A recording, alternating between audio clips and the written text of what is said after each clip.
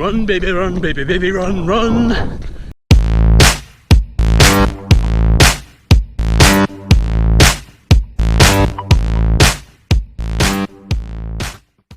What is going on, guys? Thank you for joining me once again for the second episode of Who Runs, the mini series where we take a look at all the different kinds of people that run. So in today's episode we speak to Lee Kemp. Now Lee is a very interesting person. If you've never been on UKRunchat, go on to Twitter now, type in hashtag UKRunchat and just scroll down, and it won't be long before you come across Lee's name. Now Lee's a very important member of this community, as probably anybody who's met him could tell you. But what Lee probably doesn't realise is that as much as the running community has helped him and helped him overcome and get through some of his troubles, his story has probably helped them a lot more. Now I've only met Lee once, but it's clear to see that he inspires others and he inspires me as well. He makes others happy, and above all is probably part of the glue that holds the running community together. I guarantee if you get a chance to know Lee and get to know him, you'll realise how special it is to have people like him that are part of the running community, because it's people like him that bring people together. I'm very thankful he was able to take some time out to talk to me, so without further ado, let's go ahead and see what he had to say.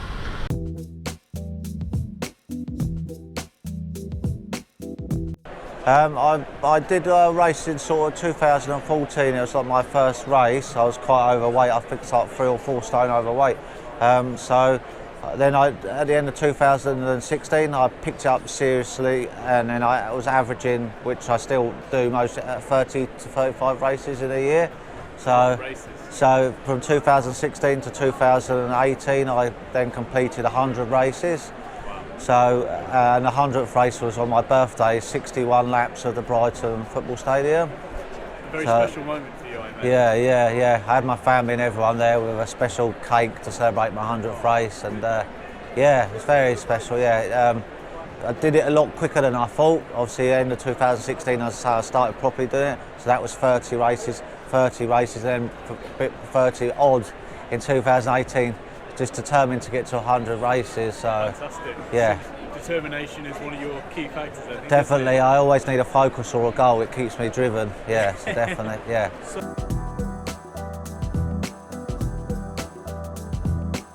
I sort of entered a local 5k. I struggled to get round. I was very unfit, and the doctors were also saying like maybe you need to find like something you enjoy. I'm not saying I enjoyed the first one, because I was 17 stone. I've lost a few stones since then. I struggled to get round, and I'm like them runners where we would say never again. But then I had my eye on a marathon, and I thought you could maybe if you train and do it.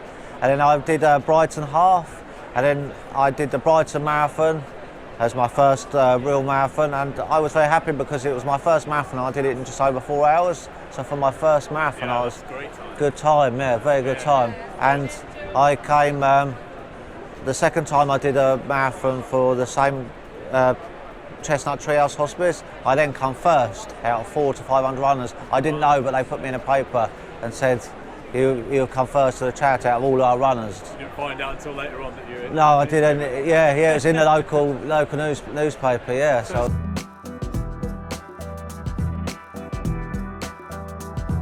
I think always, to me, the standout is very much my first ever marathon. I've done Brighton Marathon now 3 times. I'm going back this year for the same charity, for full time. But it's just so. What charity is that? Chestnut Treehouse Hospice. Yeah, and they're a great charity. They look after kids and children with life-limiting conditions, so they can go to hospice, and they're really well looked after. And I just love the crowds at Brighton Marathon. They're cheering me on, and I had my name on my top, so people could then sort of, that helped then sort of chant my name. And it's just very special to complete my first marathon. And then after that I got the bug, and I was already looking at others straight away, yeah.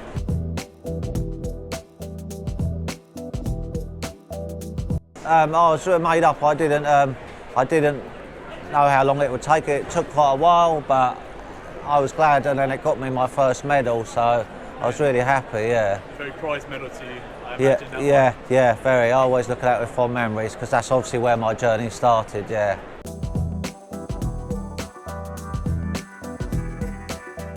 Our UKRunchat is a really nice community where we have an hour on a Wednesday, so it's 8 till 9, and then we have an hour today, Sunday, 8 till 9, and people can ask people for advice. They can just ask about events, and we're promoting the Goodwood Half today and the 10k they've got there and the Shrewsbury Half, and it's just a great online community where you can just talk to other runners, whether it's your first 5k to your first marathon. We always offer advice.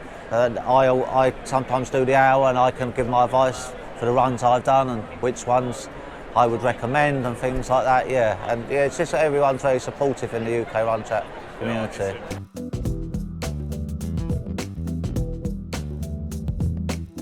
I've made some friends for life through running, and we arrange meetups when we do running, and we just all get on really well, and it's just like really nice, and it's just a whole great team of people. You meet people and you run together, and then with UKRunchat we're sort of like it's like a running family really. We all look out for each other, yeah.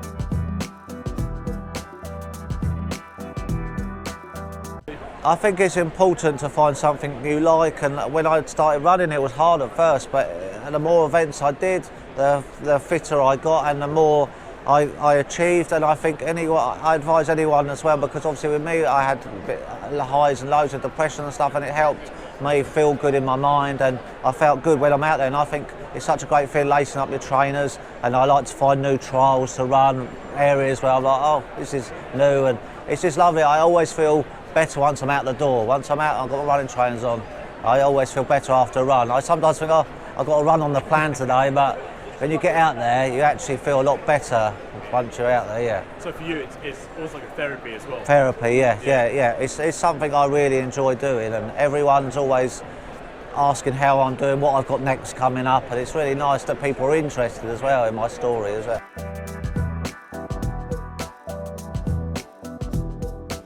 I like to do the 100k this year. I know it's tough, and it's going to be. I know the option is with the race to the stones, you can stay the night. I'm very much in the mindset that I will do it all in one day.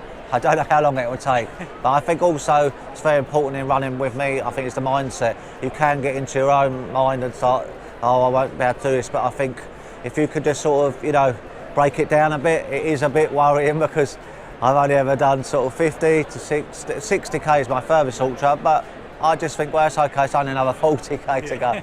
But no, I'm determined to complete it. I'm determined, yeah. So.